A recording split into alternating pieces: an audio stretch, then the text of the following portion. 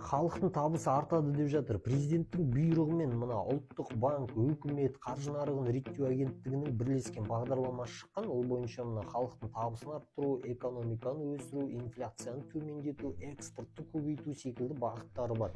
Нақты айтқанда 26-28 жылдары халықтың табысы инфляциядан 2-3 пайызға шейін жоғары болады деп жатыр. Өткен жылдың 10 ай қорытындысы бойынша біздің экономика 6,4 пайызға өскен. Бұл күшті. Осыны әрі қарай ұстап қалсақ, одан да күшті болады. Халықтың табысы өсетін болады деп жатыр.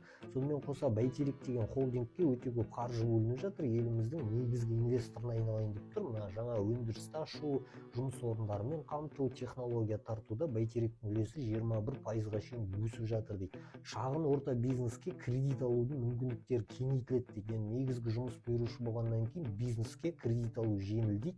Жаңағы цифрланады, кепілдің тізімі өседі, тағы да басқа жеңілдіктері бар. Енді мына коллекторларға кредитті сатып алуға мораторий 27 жылға шейін ұзартылатын болады. Біздер халықтың арасындағы проблемалық қарыз алушылардың санын азайтамыз деп жатыр. Мына внесудебный банкротство деген процедура күшейтілетін болады. Банктер алдын ала проблемалық адамдарды анықтап, соларға SMS хабарламалар жіберіп, түрлі варианттарды ұсынатын болады деп жатыр.